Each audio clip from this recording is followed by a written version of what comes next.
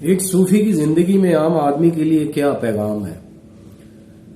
अगर आप इसे जानने और समझने की कोशिश करें तो आपको किसी भी दरबार पे धागा बांधने, मन्नतें मानने और दुआएं करने की कोई जरूरत नहीं।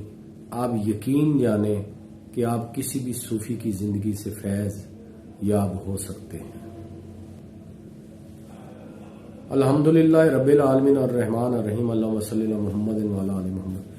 तसव्वुफ के जोहरी पहलू के सिलसिले में आज का वाकया, हजरत मारूफ करखी रहमतुल्लाह अलैह अपने मुरीदैन के हमरा जा रहे थे कि रास्ते में एक ऐसा गिरोह मिला जो रक्स और सुरूर में मसरूफ था और मैं नोशी कर रहा था। अब आपके मुरीदैन ने, साथियों ने कहा कि हजरत इनके हक में बद्दुआ कीजिए, ये फेले बद है और ये देखे सरेआम कर रहे हैं और ये बहुत बुरी बात है और शरीयत के मुनाफी है। तो आपने दुआ की। अब आपने दुआ क्या की कि ए अल्लाह, जिस तरह आज तूने इनको बेहतर ऐश दे रखा है, आइंदा भी इससे बेहतर ऐश इनको अता कर। अब इस दुआ के साथ ही वो सारे आपकी खिदमत में हाजिर हुए और वो जो रक्स और सुरूर था, वो मौसीकी के जो आलात थे वो फेंक दिए। फेंकने के बाद आपके हाथ पर बैत की, तौबा की और आपने लोगों को मुखातिब होकर फरमाया कि देखो, जो शीरनी से मर सकता है, यानी जो मीठे बोल से, बात से मर सकता है, उसे जहर देने की क्या जरूरत है। यानी मुरीदैन को भी ये पैगाम दिया और वो जो आपके हाथ पर जिन्होंने तौबा की, जो रक्स और सुरूर में मसरूफ थे, उनके साथ जितने भी लोग थे उनको भी ये पैगाम दिया। और अब इसमें जो जोहरी पहलू है इस वाक़े का, वो ये है कि अल्लाह ने फैसला तो कर लिया था कि इनकी हदायत की जाए। अब ये मेरे अल्लाह का फैसला है।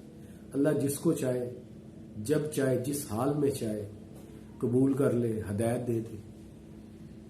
ये तो उसका मामला है। अंबिया से भी उसका ये मामला कि आपका काम है पैगाम पहुंचाना, आगे दिल में उतारना, हदायत देना मेरा काम। अब अल्लाह के तो इल्म में था ना कि मैंने इनको हदायत देनी है, इनकी तौबा कबूल करनी है। तो हजरत मारूफ करखी रहमतुल्लाह ने उनके लिए दुआ की कि अल्लाह इनको होर ऐश अता कर, ताकि ये बेहतर तरीके से जो है ना इसी अपनी जिंदगी को जो है ना जारी रख सके।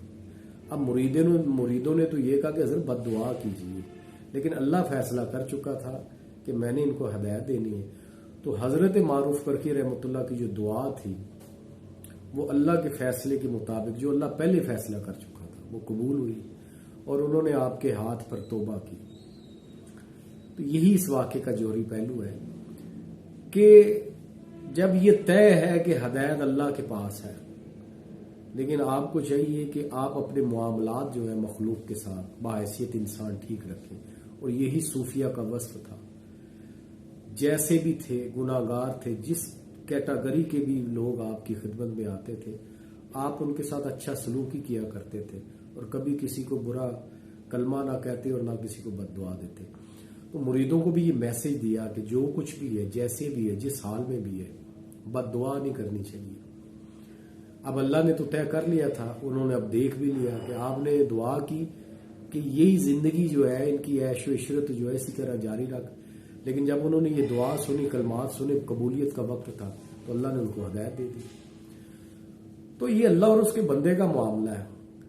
सूफी का मामला ये है कि वो जिस हाल में भी हो, उसकी कोशिश होती है कि किसी न किसी तरीके से काम आदमी को अल्लाह के साथ जोड़ा जाए, और उसका सबूत देते हुए अमली तौर पर उन्होंने ये दुआ की उनके हक में, जो कि कबूल हुई और वो उन्होंने बैत की और तौबा की। तो एक सूफी की जिंदगी में एक आम आदमी के लिए जो अमल है, अगर आप उसे जोहर की सूरत में अपनी जिंदगी में ले आए तो आप यकीन जाने आप किसी भी सूफी से फैज उठा सकते हैं। यानी फैज़ हासिल कर सकते हैं, फैज़ याब हो सकते हैं। तो हमें चाहिए अल्लाह ताला के जो बुजुर्गान दीन को उनका सही मकाम और मर्तबा समझने की तौफीक अता फरमाए और हम सबको मुकाम शरफ अता फरमाए। शुक्रिया।